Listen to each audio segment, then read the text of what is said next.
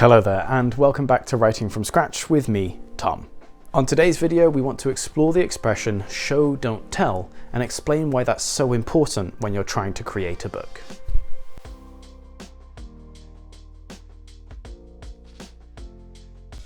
Show, don't tell is perhaps one of the most used, or perhaps overused, expressions that are used to talk about how to be successful at writing, whether that's a book or a film script. The reason it's so used is because quite often it is correct and accurate. And it's important because it allows readers and audiences to connect more fully with the characters that they're watching and the story that's unfolding. So on today's video, I want to go over exactly what show, don't tell means and a few tips on how you can achieve it in your book. So first, what does show, don't tell mean? Well, let's break down those two components, tell and show. When we tell something, we're just being completely blunt and direct with our description of something that's happening. The reason that this isn't as good is because it leaves no room for the imagination of the reader. They don't have to do any work to imagine what this situation is, and it doesn't leave any room for interpretation. Showing, on the other hand, is less concerned with giving a direct description of what is happening, and more concerned with demonstrating the effects or the character's actions that then project that feeling. This is better because it invests the reader more into the situation that's unfolding. For example, if I tell you to be happy, the effect is unlikely to change your mood and just make you happy. However, if I show you various images of things that conjure up the idea of happiness in your mind, you're much more likely to have a reaction to that and therefore be more invested in the feeling of happiness.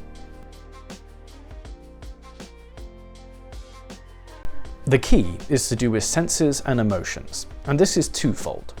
We want to limit our use of any sensory verbs and instead describe the sensation the character is feeling. We can do this by showing the physical reaction they have to something or the effect the action is having on their world.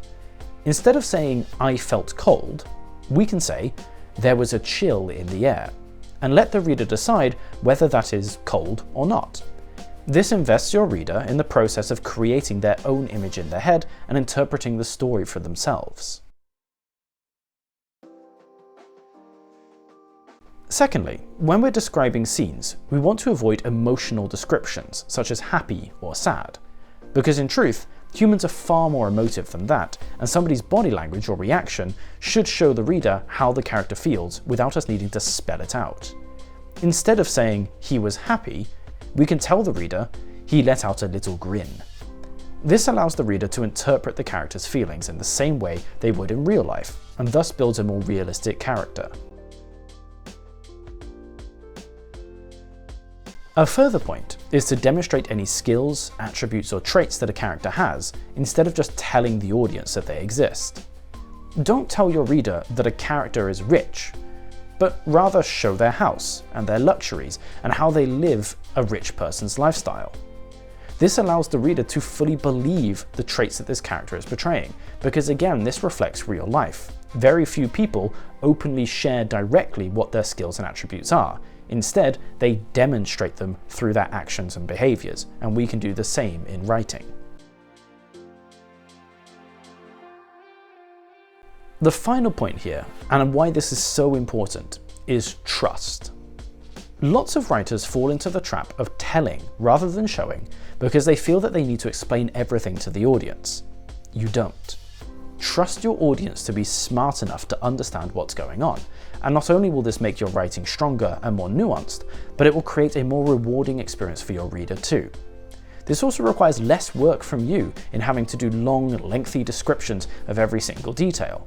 Leave some things up to interpretation, and this will create a more enjoyable experience. So, instead of me ironically telling you what show, don't tell means, let's look at an example that will demonstrate how this can be effective. So for context, in this clip that I'm about to show you, our antagonist, Dieter Hellstrom, has just realized that his companions are actually spies due to a gesture that they did that was out of place. Let's start by watching the clip by itself and then look at two different ways we could describe it using telling and showing. 3 Gläser.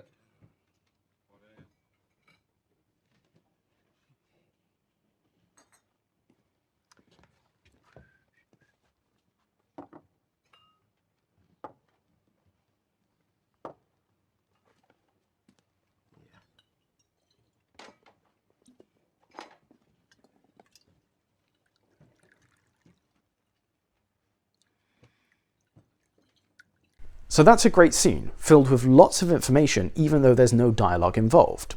If we were to tell this scene to somebody, it might look something like this. 3 Gläser. Dieter looked at the 3 raised fingers.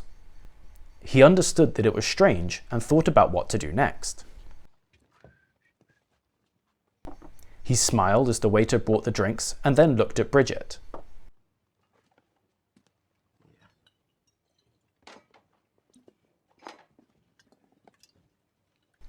He watched the drinks being poured and took a deep breath.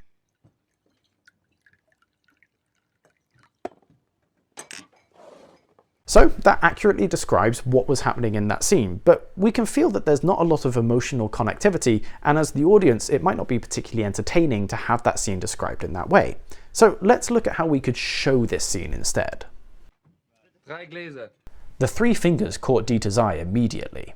He stared for a moment, weighing the information, before a whisper of a smile crept from his lips and he glanced down at the table.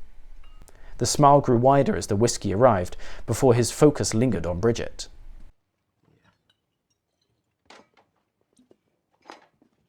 As the waiter poured their drinks, his heart was racing. He took a long, drawn breath and knew what he had to do next.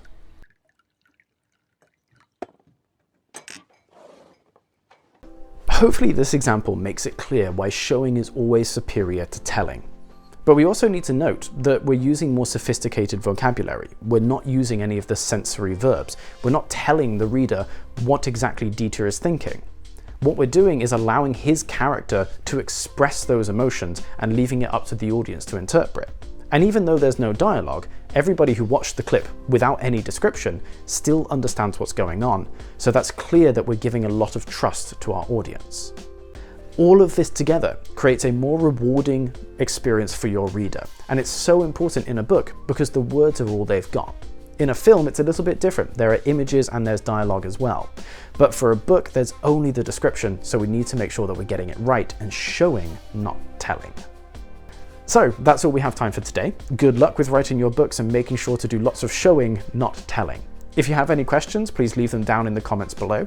But other than that, please consider liking, subscribing, and sharing the video with your friends, and I'll see you all next week. Thank you very much.